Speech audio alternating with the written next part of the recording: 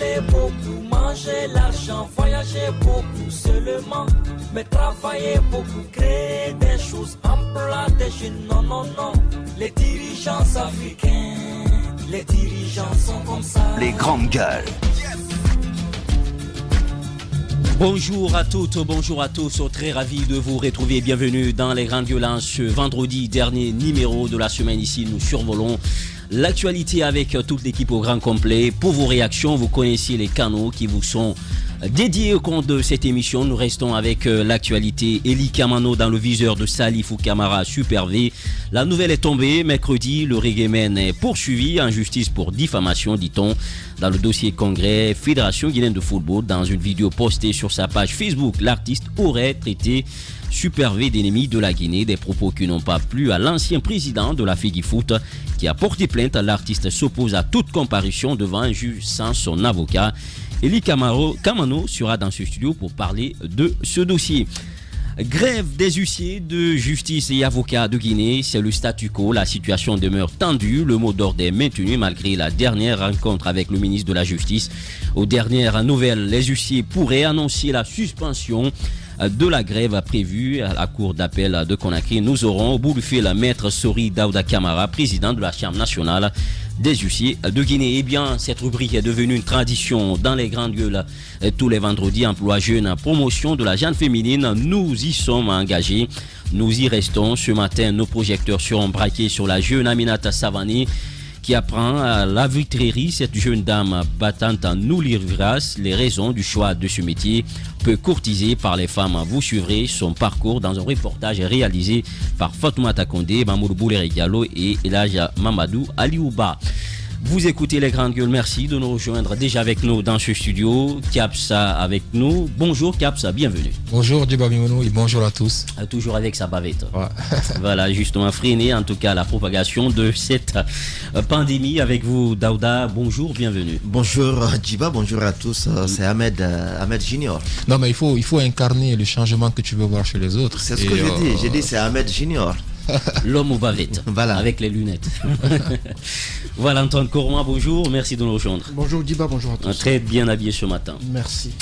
Ça avec nous, oui, Alphonse Mara, bonjour, bienvenue. Bonjour Diba, aujourd'hui encore je m'en vais avec un coup de gueule.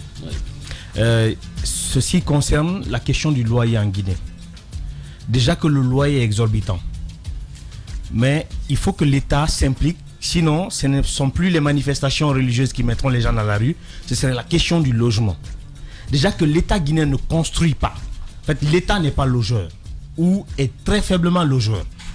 Les prix des loyers sont augmentés sans standard, sans normes, sans aucune réglementation. Aujourd'hui, Djiba loge chez moi. Demain, il vient avec un costume. Le lendemain, j'augmente son loyer à 1 million, même s'il était à 300 000. Le surlendemain, il vient avec une voiture. Son loyer passe à 2,5 millions. Il y a cette désorganisation totale dans la question du loyer en Guinée. Les prix des maisons ou les prix du loyer devaient être fixés en fonction du standard de la maison que vous offrez et de l'environnement dans lequel vous êtes. Mais ce n'est pas le cas en Guinée. Il faut que l'État s'implique sérieusement dans cette question du loyer avant que ce ne devienne trop tard. Et l'autre malheur, c'est quoi? Vous êtes là, jeune débrouillard, vous avez envie de prendre votre envol, un peu en dehors de la famille. Vous cherchez un appartement ou vous cherchez un simple studio. On vous demande non seulement le prix exorbitant, mais on vous demande de payer 1 an ou 2 ans d'avance. Oui. Comme si vous venez pour investir dans la maison de quelqu'un d'autre. On ne peut pas demander quand même consciencieusement à quelqu'un de payer 1 an ou 2 ans de loyer.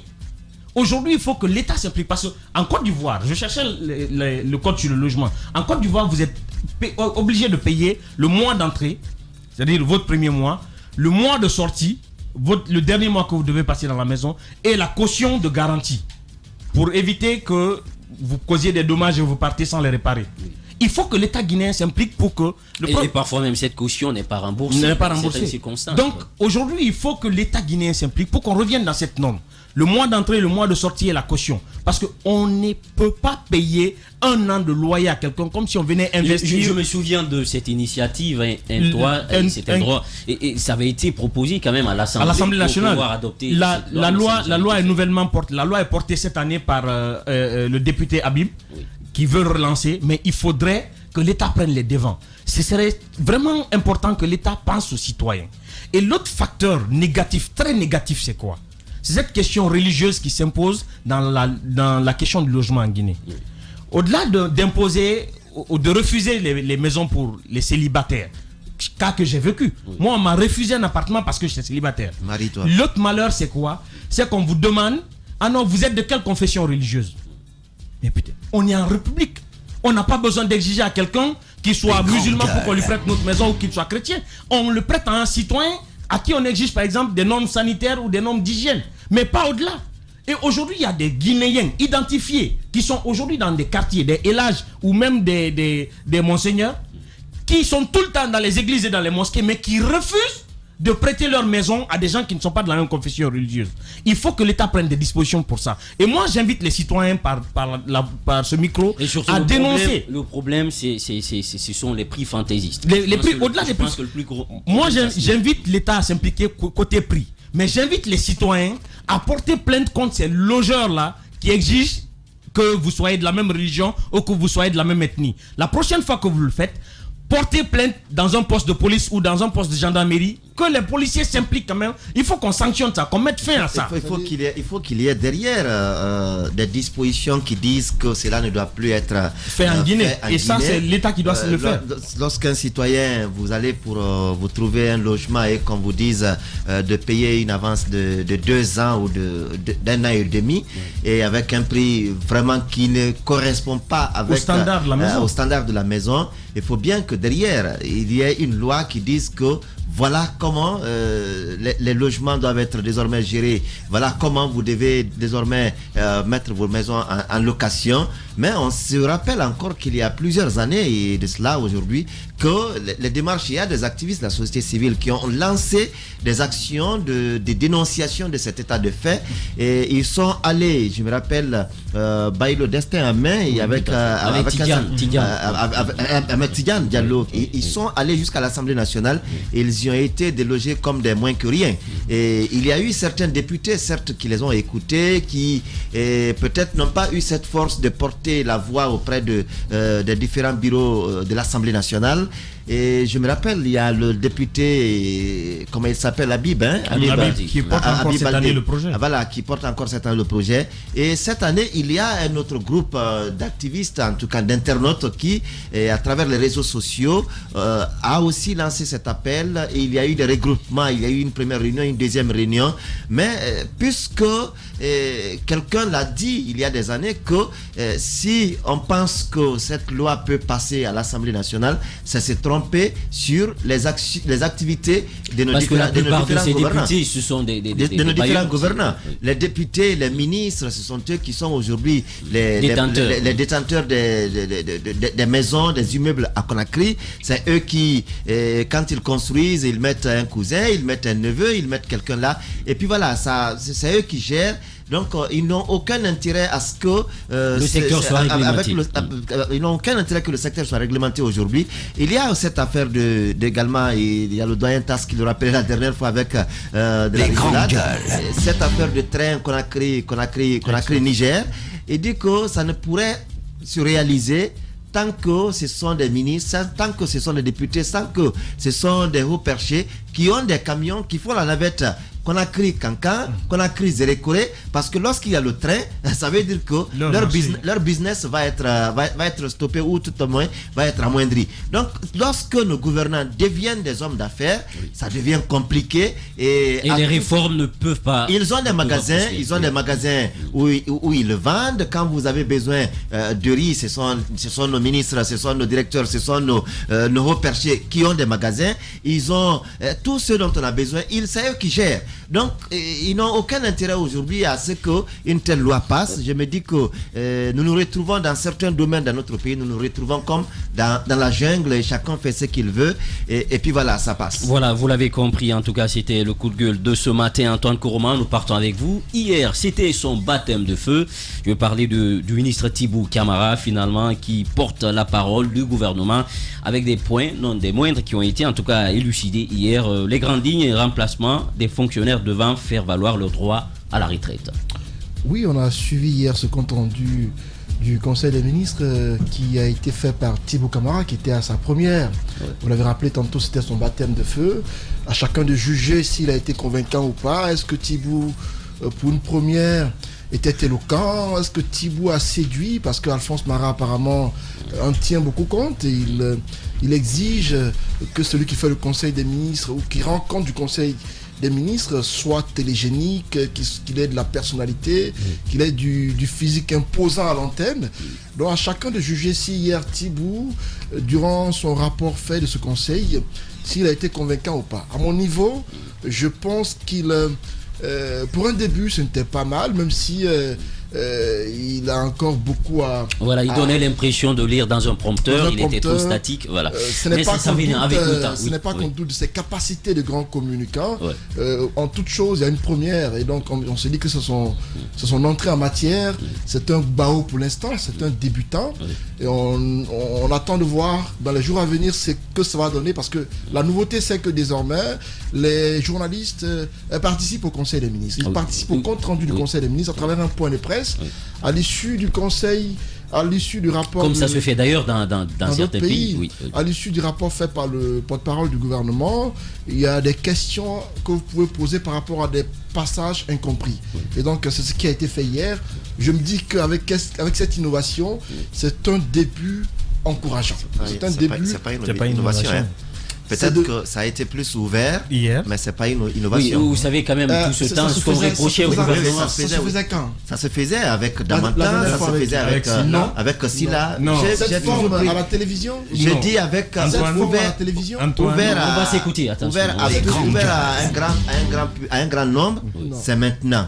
Mais avec Damata, moi j'ai toujours pris part au compte rendu du Conseil des ministres où on ouvrait les questions quand il finit de lire le compte rendu, on ouvrait les questions sur les points incompris et parfois... Mais le format, c'est ça que je dis. Oui, c'est ce que je dis. Le grand nombre, oui.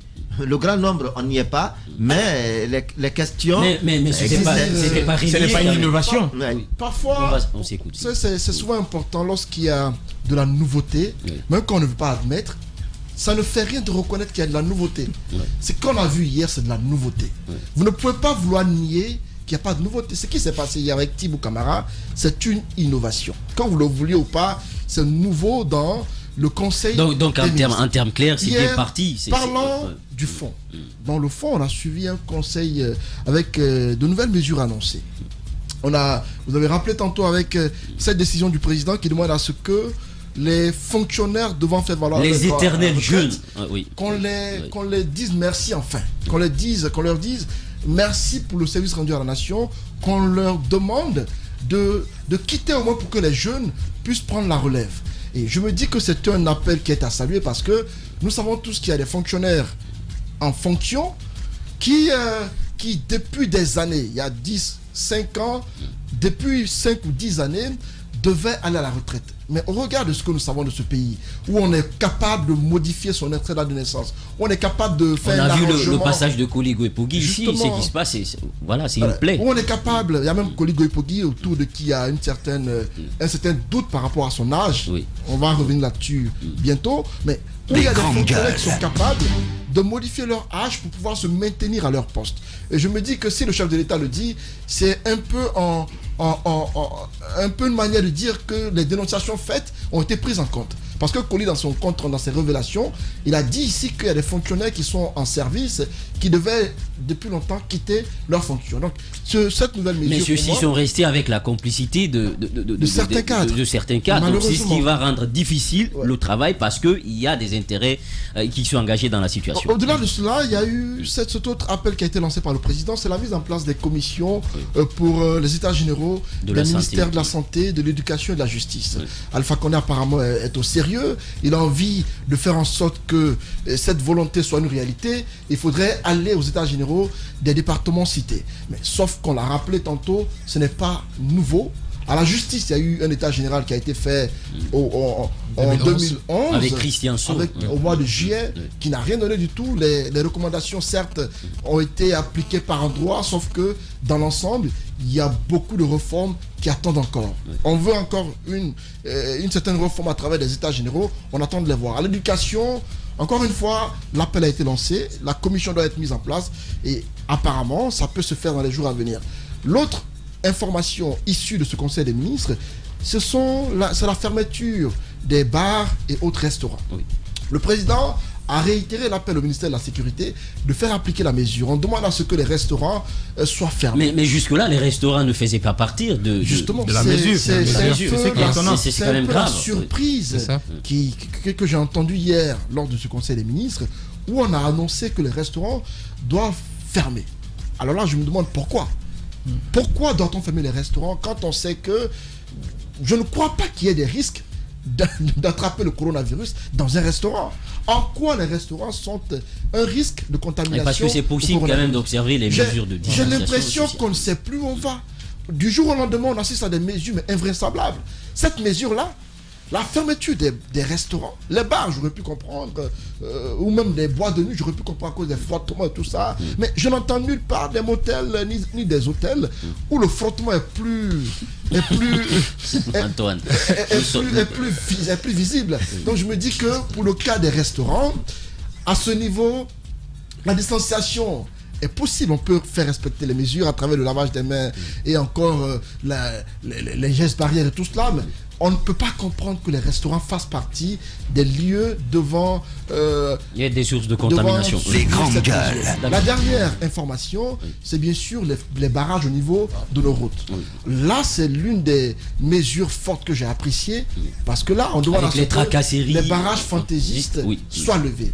À ce jour, 3 barrages sont à maintenir. Le barrage de 36 pour Foricaria, le barrage de Bofa, je crois c'est... Bawa, c'est à Bawa, de Brika. Et le dernier barrage qui est à Koya. Ce sont les 3 barrages à ce jour qui doivent être imposés par le ministère de la Défense. À ce niveau, j'ai aimé ce communiqué du ministère de la Défense qui rappelle aux uns et aux autres de faire appliquer cette mesure. À ce niveau, les citoyens en tout cas, attendons de voir, parce que c'est pas une première, on se rappelle, c'est les mêmes décisions qu'on prend. Comment comprendre cette sortie, sachant que les barrages, on se rappelle qu'il y avait eu encore une communication en amont pour réglementer le secteur, sauf que on continue dans le même scénario. Mais justement, c'est encore une fois, c'est bien quand même qu'on revoie le chef de l'État revenir dessus, mais qui s'interroge et qui se pose la question de savoir pourquoi on annonce une mesure et que la mesure n'est jusqu'à présent pas appliquée. Cependant, l'application de cette mesure reste tout de même très importante. Moi, je donne un exemple. Pour quitter Conakry, pour aller à Bouquet, vous retrouvez sur la route à peu près 3, 4, 5, 6, jusqu'à 7 barrages, différents barrages que vous retrouvez. Et quand on vous prend, on commence à vous demander, quand le communiqué conjoint est passé hier, j'étais avec un collègue qui rentrait fraîchement de Bouquet, qui me dit qu'en cours de route, on l'arrête et qu'on lui pose la question de savoir, on lui demande des documents de son véhicule. Il présente la carte grise, on lui demande le permis, il présente le permis, il présente l'assurance, on lui demande le triangle, il présente un, on dit non, il faut 2, il présente les 2, on dit c'est quoi la boîte à pharmacie, il présente tout ça et après on lui demande c'est où le test Covid. En fait, quand ils sont devant toi, ces autorités, ils posent toutes ces questions-là. Et ce qui est lamentable, toutes ces questions sont posées pour une maudite somme, si je peux le permettre, de 5 000 francs guinéens pour racketter un petit peu ces usagers de ces routes-là. Et souvent, ce sont des gens qui favorisent cette pratique de coupeur de route. Donc moi, je pense qu'aujourd'hui, il faut que le ministère de la Défense et le ministère de la Sécurité eux-mêmes prennent leur bâton de pèlerin pour mettre des mesures en place pour surveiller un petit peu l'applicabilité de cette nouvelle mesure. Afin qu'encore une fois, qu'on ait des forces de l'ordre, des forces de défense dans la globalité qui soient beaucoup plus responsables. Parce qu'on a quand même des réformes qui sont menées, on a quand même des initiatives qui sont prises des fois allant dans ce sens et qu'on ait de l'autre côté certaines personnes qui sabotent ça. Moi, je te donne juste un autre exemple. Pendant qu'on annonçait la fermeture des boîtes de nuit, etc. ici, on se rendait compte qu'on avait des forces de sécurité qui se faisaient ce devoir ou ce plaisir, si on peut le dire, d'aller surveiller des boîtes de nuit, pas pour que les gens n'y rentrent pas, mais pour surveiller afin que ceux qui sont dedans ne puissent pas être dérangés par d'autres personnes qui viendraient pour des sommes qu'on leur donne. Et quand on vient, c'était pas caché. Vous voyez des pick-up qui sont garés devant ces boîtes de nuit, qui sont là. Je me dis, mais à un moment donné, il faut un certain sens de responsabilité, une discipline. Ouais. Parce qu'en réalité, eux qui sont censés faire appliquer la loi, si eux, ils ne donnent pas l'exemple, ça deviendra beaucoup plus compliqué. Et c'est là où, encore une fois, le ministère de la Sécurité doit faire un très grand travail pour amener un petit peu ces gens-là à beaucoup plus de responsabilités. Voilà, cap ça sur Radio Espace. Et à vous, Alphonse Mara, l'autre question, peut-être, c'est une plaie. Lorsqu'on parle de ces éternels jeunes, je veux parler de ceux qui doivent faire valoir leurs droits à la retraite. L'on se rappelle de cette opération de biométrisation. Moi, est-ce que finalement les réformes, on peut dire, n'ont pas porté du tout? Pas du tout, du tout. Parce que la question qu'on est amené à se poser, c'est que depuis 2011, le président a pris cette initiative en créant la réforme de l'administration, la réforme et la modernisation de l'administration. Oui. Mais cette réforme, elle a consisté à quoi? À descendre ceux qui n'étaient pas prêts à collaborer avec les caciques. Quand je dis les caciques, je parle de ces manias de la fonction publique qui ont quand même instauré cette mafia pour aider les gens ou pour trafiquer. Aujourd'hui, le président parle de réforme, d'amener les gens à la retraite. On n'a pas besoin d'instruire, dire faites valoir leurs droits à la retraite. Il y a c'est une suite logique. Ouais. En fait, c'est vous rentrez, vous faites votre cycle, ensuite vous sortez. Et cette sortie, on ne doit pas vous le forcer en fait. Ça doit être une suite logique. Vous faites 30 ans de service, vous partez. Vous avez 65 ans, vous partez. Oui, parce que si on prend, disons, la loi 028 sur le statut général de la fonction publique, pour les ERC A, c'est 65 ans, et ERC B, c'est 60 ans. Donc, vous avez 65 ans ou 60 ans, vous partez. Vous avez plus de 30 ans de service, vous partez. Mais aujourd'hui, je vous promets qu'il y a des gens qui ont 40 ans de service, qui sont encore en fonction. Donc, quand le président demande qu'on fasse valoir les droits de ces gens à la retraite, je me dis que ça ne devait pas être un ordre du président. C'est une insulte. C'est surtout ça. Donc, il faut aujourd'hui que l'administration guinéenne existe par ça. Qu'on puisse recruter par ses statuts, par le respect de ces statuts. Qu'on puisse recruter des gens qui viennent. Le président a dit de nommer des jeunes à la place de ceux qui vont à la retraite. On ne peut pas nommer des jeunes à la place de ceux qui vont à la retraite. Il y a des gens qui attendent. Dans la structure administrative, il y a des gens qui sont censés remplacer ceux qui vont à la retraite. Il a même parlé de leur situation, mais sauf que dans des cas exceptionnels. Maintenant, est-ce qu'on va aller pour ces jeunes dont il parle vers un texte? C'est la grosse question. Non, récemment. Il n'est pas sur le banc. Il est sur le banc. Non, mais sérieux, Daouda, tu vas pas le mettre ça. Il est au portillon. C'est une des preuves que le ministère de la fonction publique ne joue pas son rôle. Depuis quelques jours, on constate qu'il y a beaucoup d'anomalies à la fonction publique. Et si le président prend la parole pour leur demander de faire leur travail, c'est qu'ils ne le font pas. Ça fait qu'il y a un souci véritable à ce niveau. On n'a pas à dire à un département trier pour savoir qui sont ceux qui ont. Ça veut dire que les réformes qui ont été vantées depuis 10 ans n'ont pas marché. Donc, et l'autre facteur, c'est quoi? Ce qui est très important. Aujourd'hui, il faut que le président. Je vous informe que récemment, tous les fonctionnaires guinéens avaient rédigé des CV qu'ils ont déposés afin que les départements soient restructurés. La restructuration attend encore. Les CV ont été reçus, mais la restructuration attend encore. Aujourd'hui, il faut que le président mette en place, ça c'est parole de gestionnaire des ressources humaines, manager des ressources humaines. Il faut que le président mette en place une cellule indépendante pour la réforme de notre administration.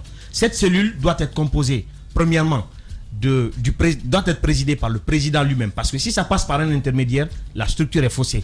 Par des spécialistes en ressources humaines qui vont étudier le dossier des gens. Un comité d'experts.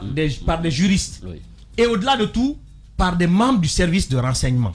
Parce que aujourd'hui, ce qu'on ne dit pas surtout, ou ce qui est le gros facteur qui a causé tout ça, c'est que notre administration n'a plus de morale. Et quand l'administration n'a pas de morale, tout est permis.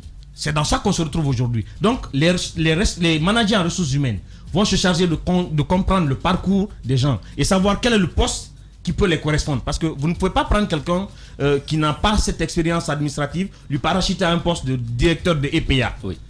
Par contre, il y en a qui ont un parcours riche, qui peuvent assurer les fonctions même les yeux fermés. Donc aujourd'hui, il faut promouvoir les compétences qui sont au sein des départements. Mais cette promotion se fait que quand on évalue le parcours de ces gens afin de les promouvoir. Et le second, les juristes. Il faut aujourd'hui que les gens puissent être poursuivis pour usage de faux documents au sein de l'administration publique. Qu'on assainisse ceux qui ont falsifié leur âge, parce qu'il y a des pères de famille aujourd'hui qui sont moins âgés que leurs enfants dans la fonction publique. Donc il faut que ces gens-là puissent être poursuivis. Et ceux qui les ont... Vous avez vu la rubrique du ministère de la fonction publique? Oui. Goï-Pogui. Non mais ça c'est On dit il le fallait. Premier garçon à 8 ans. Oui, mais... Dans son extrait d'acte de naissance, il serait né en 1984, son garçon en 92. Donc il a eu son enfant à 8 ans. Ils auraient la Les grandes gueules. En tout cas, nous attendons. Qu'on attend impatiemment. On attend impatiemment. Voilà, c'est bon d'accuser. Donc c'est les mêmes super qui commencent par ce dossier s'ils veulent. Donc aujourd'hui qu'on mette un comité juridique pour nettoyer carrément ça et que la pratique soit sanctionnée. Le troisième facteur, quand j'ai parlé des services de renseignement, il faut aujourd'hui qu'on sache, un bon directeur national, un bon ministre, c'est un bon père de famille, c'est un bon citoyen, c'est un bon voisin. Il faut qu'on étudie la moralité des gens, qu'on étudie leur comportement dans leur environnement. Quelqu'un qui n'a jamais été un bon père de famille ne peut pas être un bon cadre. La famille, et ce qu'on fait dans notre famille, c'est ce qui reflète ce qu'on fait dans notre environnement. Et d'ailleurs, dans certains pays, pour abonder dans le même sens, il y a ce qu'on appelle une commission d'éthique à l'Assemblée, où vous passez devant les députés pour justifier votre nomination. Et quand vous passez devant ces députés, ils vous cuisinent tellement que même vos infidélités, même vos infidélités peuvent vous empêcher d'accéder à des postes. Mais ici, les Antoine et les ministres se tapent les mêmes go. Donc il faudrait il y a des cadres aujourd'hui qui fréquentent les jeunes filles dans les quartiers et qui s'enorgueillissent. Donc ces facteurs-là stoppent la progression de certains cadres dans d'autres pays. J'ai vu des députés d'être destitués pour simple fait de tromperie, comme d'infidélité. Donc aujourd'hui, il faut qu'on moralise notre administration. Et en la moralisant, ça va aider à stopper tout ce qu'on s'est permis comme bavure. Voilà, vous l'avez compris, Alphonse Daouda Mohamed Camara. On va vous revenir tout à l'heure. CAPS, des jeunes doivent être recrutés. On se rappelle que dans la même chaîne, on parlait de l'École nationale d'administration, ENA. Ça se fait dans certains pays. Ces jeunes ne sont pas des énarques. Et comment remplacer déjà ceux qui ont l'expérience et cette école, on ne sait pas, ça n'a pas encore poussé. Avant d'aller sur cette question, il faut que Antoine fasse la différence. Alphonse fasse la différence. Finalement, Alphonse fasse la différence entre. Je suis ton cauchemar finalement. Dans tout ce qu'il fait, faut que mon nom apparaisse. Tu ne saurais l'être, mon frère. Tu ne saurais être mon cauchemar. Alors, je disais qu'il faut qu'Alphonse fasse la différence entre l'activité professionnelle et la vie privée. Oui, mais ça agit. Ça compte dans la commission, dans l'éthique. Ça n'a rien à voir. Je vous promets que ça compte dans l'éthique. D'accord, ça n'a rien à voir. On va s'écouter. Ça n'a rien à voir. Ce qu'un ministre fait à la maison, ce qu'il fait dans le quartier, ça ne nous regarde pas. C'est sa vie privée. C'est sa vie privée. Attention, excusez-moi, je vais terminer. Vous allez parler. Excusez-moi, je vais terminer. Ce qu'il fait, combien de femmes il a, combien de petites amies il a, combien il a, ça ne nous regarde pas. Si le fait de manière discrète. Voilà, la mission qui lui est confiée pour notre bonheur, c'est est-ce qu'il le fait, est-ce qu'il l'a fait bien? Est-ce qu'il ne l'a fait pas avec d'autres soucis qui puissent entraver notre vie? Ou est-ce qu'il a pris l'argent du contribuable pour construire une maison une de ses concubines? Voilà, à moins qu'il ait un exemple. Prendre pour construire, ce n'est pas pour qui il a construit qui nous intéresse. Mais l'argent qu'il a pris, est-ce qu'il devait le prendre? Ça, ce sont des questions qui nous intéressent. Alors, parlant de la fonction publique, des manquements, aujourd'hui, avec l'évolution des technologies, il y a aujourd'hui des dispositifs qui permettent de savoir. Alphonse a intégré la fonction publique en 2020. En 2040, il doit faire valoir ce droit à la retraite. Ça, il y a des dispositions aujourd'hui. La biométrisation. La biométrisation. Donc ça, c'est une possibilité aujourd'hui. Mais puisque nous vivons dans la démagogie, nous vivons dans la corruption, nous vivons dans la magouille, on ne peut pas accepter aujourd'hui que nous avancions vers cette biométrie qui permette quand même d'avoir un regard sur tout le fonctionnement. Ça, c'est un aspect. L'autre aspect, on se rappelle, paix à son âme, Sékou Kourouma, quand il est arrivé, avant d'être ministre, il a été d'abord secrétaire général de la réforme. Il a engagé beaucoup d'actions, on a vu différentes sorties, on a vu différents ateliers, des formations et autres, des voyages sur le Canada, sur la France et autres. Mais aujourd'hui, on se demande, elle est où cette école de l'administration guinéenne? on ne sait pas elle est où l'école d'administration. Oui, dans la cour de la fonction c'était publique. prévu à Dubreka, on ne sait pas aujourd'hui. Depuis 8 à 9 ans, il y a eu des communications, il y a eu des entrées et des sorties à la fonction publique, mais moi, en tout cas, à moins qu'on me l'apprenne, mais je ne sais pas en République de Guinée où on a réussi à construire une école d'administration où il y a des étudiants. Je ne sais pas. Donc aujourd'hui, moi je me dis que, comme dans d'autres secteurs d'ailleurs, comme dans d'autres départements, il y a ce qu'on ne saurait pas trop dire, c'est qu'il y a des choses qui se passent. On nous annonce parce qu'il y a un budget prévu pour une activité, il faut tout de suite sortir pour tenir un point de presse, pour tenir une conférence ou un atelier, et tout de suite on dit le projet il est mis en route et le projet s'arrête là où s'arrêtera cette formation. Voilà, vous l'avez compris, c'est les grandes gueules. Merci en tout cas de nous rejoindre si c'est maintenant. Vous vous installez devant votre lucarne joyeuse. On va marquer une courte pause, le temps de revenir ensemble. Sur Radio Espace Guinée, les GG pensent comme JMJ. Une presse libre se voit dans la rue. Et la rue voit vraiment si la presse est libre. Cette dialectique sociale est la levure de la démocratie. JMJ. Les GG sur Espace, tous les matins 9h-11h. Vous l'avez compris, c'est votre émission, les grandes gueules, en tout cas, des empoignades même en offre dans ce studio. Merci de nous rejoindre dans cette autre partie. DGG Eli Kamano dans le viseur de Salifou Kamara. Super V, la nouvelle est tombée mercredi comme un coup de couperet. Le Reggaeman est poursuivi en justice pour diffamation dans le dossier Congrès Fédération Guinéenne de Football. Dans une vidéo postée sur sa page Facebook, l'artiste aurait traité Super V d'ennemi de la Guinée, en tout cas selon des propos qui sont relayés un peu partout, des propos qui n'ont pas plu d'ailleurs à l'ancien président de la FEGUFOOT qui a porté plainte. L'artiste s'oppose à toute comparution devant un juge sans son avocat. Eli Kamano, déjà avec nous dans ce studio. Eli, bonjour, bienvenue. Bonjour. Merci de nous rejoindre dans ce studio. Antoine Kourouma, Eli, déjà avec nous. Eli, bonjour. On a suivi cette actualité avec Super V qui saisit la justice pour diffamation. Vous le requalifiez d'ennemi de la Guinée. Dites-nous, qu'est-ce qui s'est passé? Voilà, merci beaucoup. Et d'abord, je commencerai par remercier mon avocat, Maître Beya, grâce à qui, d'ailleurs, je ne suis pas encore en prison.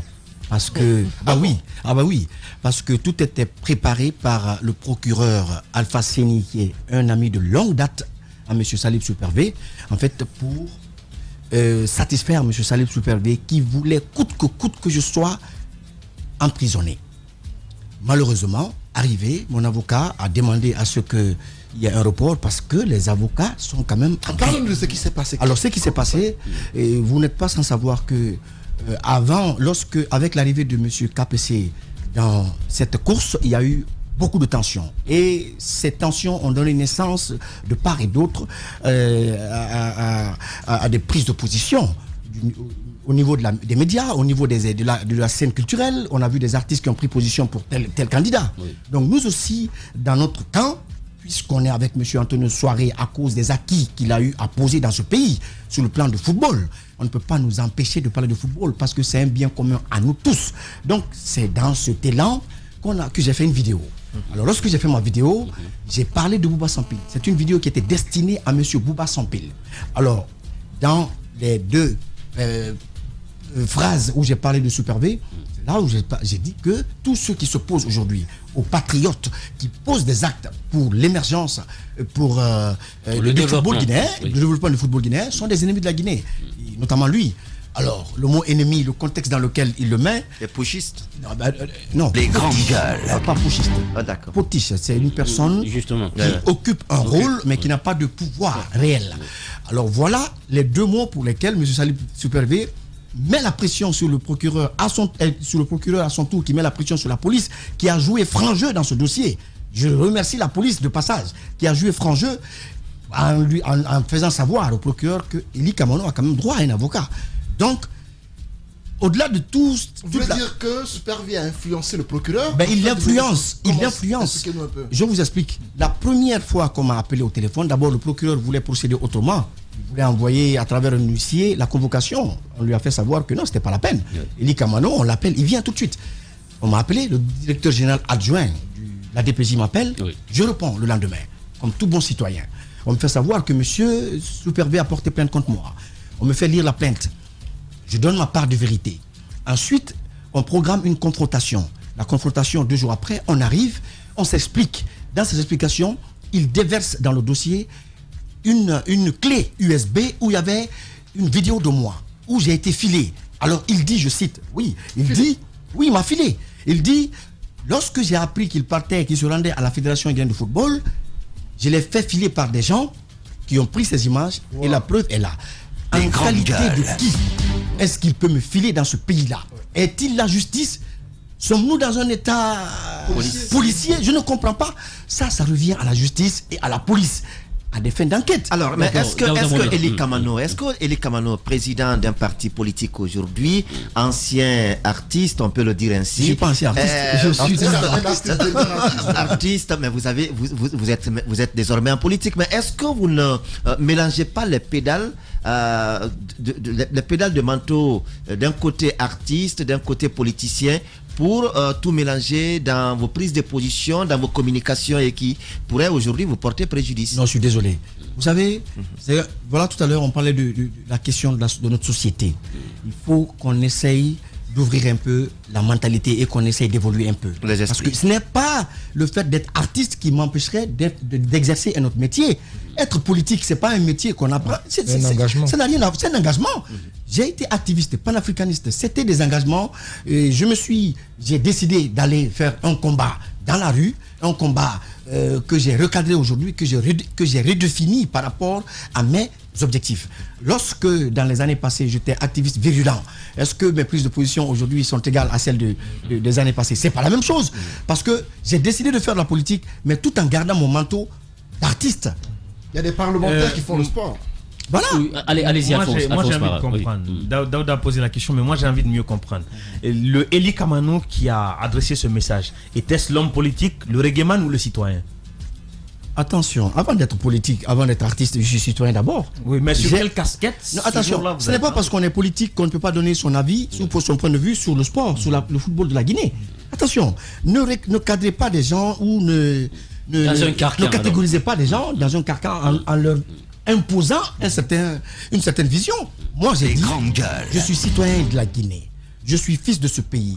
À tous les niveaux, au niveau politique, au niveau culturel, au niveau footballistique, sportif, j'ai le droit de donner quand même mon opinion. Et c'est ce que j'ai fait. Qu'est-ce que vous reprochez à Super V Ce que j'ai reproché, pas à lui seulement. Oui. D'ailleurs, Abouba Sampil, qui a pris la bonne démarche de passer par Mathurin Bangoura, qui est le point focal de leur association, qui m'a appelé, on a fait un appel en conférence, et Bouba, on a d'ailleurs ironisé, parce que la vidéo lui était destinée. Bouba m'a dit, mais petit frère, tu m'as attaqué, on ne s'est vu que 2 fois, toi-même tu sais que c'est un combat entre Orea et ASK, ça date pas d'aujourd'hui. Donc après, à ma grande surprise, c'est Super V qui va porter plainte. Alors, à notre connaissance, il a été mis à notre connaissance que des mails qu'on envoie à la FIFA pour discréditer M. Antonio Soiré et pour discréditer le football guinéen. Parce que pour moi, un homme qui prend ses avoirs, qui met à la disposition de la Guinée et de son sport, est à encourager. Donc c'est dans ce cadre que moi comme beaucoup d'autres. Mais pourquoi c'est seulement Antonio Soiré qui vous a intéressé? Super V, on le sait, peut-être il n'est pas président de la Fédération guinéenne de football aujourd'hui, mais il a été quelqu'un quand même qui a apporté du sien à l'émergence du football guinéen. Ce n'est pas à moi de vous dire le bilan de Super V ici, parce que je ne suis pas dans un compte qu'il envoie en prison. Oui. Alors on continue toujours avec Eli Kamano, puisque c'est une question. Et d'ailleurs nous apprenons, peut-être si tout va bien, les huissiers de justice vont lever ce mot d'ordre. Suspendre, voilà. Parlons de la DPJ justement. Oui, parce que conséquence directe, c'est la reprise des procès. Moi, la question rapide que j'ai envie de lui poser. Tout à l'heure, il disait que M. Super V, lors de la confrontation à la DPJ, avait brandi cette preuve-là à travers la clé qui montrait qu'il vous filait. Et vu que c'était devant l'autorité, quelle a été la réaction de l'autorité, sachant qu'il n'avait pas cette autorisation de vous filer? L'autorité a demandé. Quand j'ai posé le cas, ils ont dit qu'ils sont là pour recueillir des informations, de faire nos auditions et de déférer le dossier. Donc c'est devant le juge, la justice de trancher. Et mon avocat, M. Beya, est en train de travailler sur la plainte que nous allons aussi porter pour filature. Ouais. Et maintenant, dans un état de filature. La seconde question, parce que est-ce qu'il n'y aurait pas quelque chose d'autre que M. Super V vous reprocherait, par exemple, un antécédent qui puisse l'amener à réagir. Ce qui l'amène à réagir, c'est son aversion, sa grande aversion contre M. Antonio Soiré. C'est tout. Donc rien d'autre. Tous ceux qui soutiennent Antonio doivent être abattus. C'est clair. Et au-delà de ça, à l'entame de votre communication ici, vous disiez que vu qu'il y avait cette confrontation entre M. Antonio Soiré, KPC et tout le monde et tout ce groupe qui était là, et vous aussi vous avez pris la parole pour défendre un petit peu Antonio. Est-ce que la communication que vous teniez, est-ce que c'était pas beaucoup plus une communication partisane qu'une communication beaucoup plus réaliste d'un citoyen qui porte un jugement sur un facteur... Non, ça je ne m'en cache pas. C'était une communication partisane. Je suis pour Antonio Soiré, je ne le cache pas. Okay. Ça, je le dis. Je l'ai dit tout à l'heure. Je dis tous les patriotes, à tous les niveaux, qui posent des actes pour la Guinée, pour l'émergence des différents secteurs, je les soutiens. Ok, alors pensez-vous par exemple qu'il y avait une certaine sincérité. Je reviens un petit peu avec le dossier Mathurin Bangoura. Vous disiez tout à l'heure qu'on a Bouba Sampil, Super V et Mathurin Bangoura qui sont dans un groupe, un camp qui formerait un camp quelque part. Non, pas que eux, il y a aussi Antonio, il y a KPC. Mathurin est le point focal. En fait, le médiateur. Mathurin, c'est le médiateur. Okay. Voilà. Maintenant, ma question, c'est par rapport à ce qui s'est passé à la DPJ. Vous nous disiez en off que n'eût été l'implication de votre avocat, vous seriez en prison aujourd'hui. Oui. Qu'est-ce qui s'est passé pour qu'on veuille vous écrouer? C'est-à-dire qu'après la confrontation, on nous a demandé de rentrer. Et qu'on allait nous appeler après la levée de la grève. À ma grande surprise, j'ai été appelé avant-hier, il y a 2 jours je pense, on me dit de venir.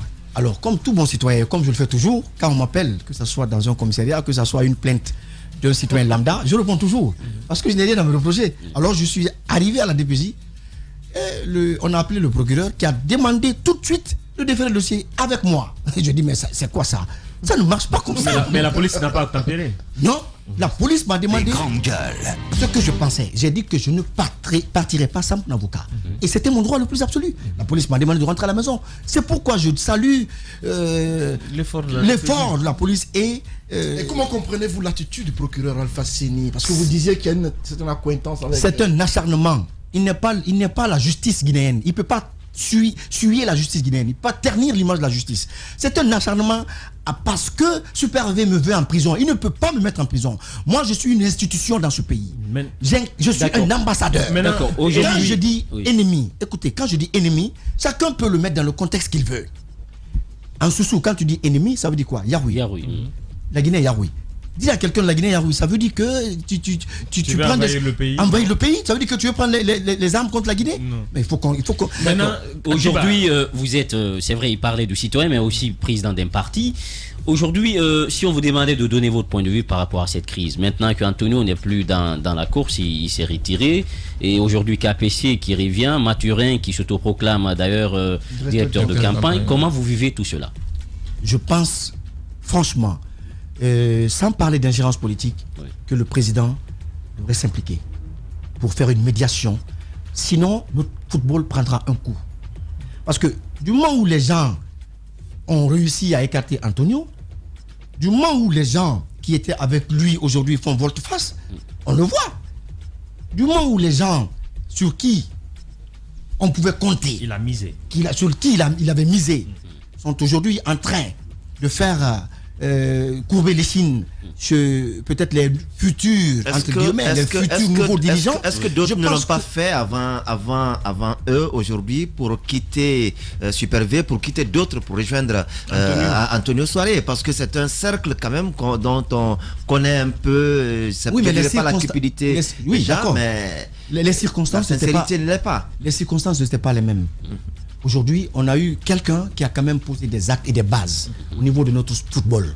Donc, pour abattre une personne comme ça, il faudrait quand même qu'on nous envoie une autre qui en sera capable de faire la même chose. Mais vous, dans une de vos vidéos, on apprend aussi que vous accuseriez Super V de détournement de $50 000. Non, attention. Là, cette phrase, ça c'était destiné à Bouba Sampil. D'accord. J'ai tout simplement donné une information.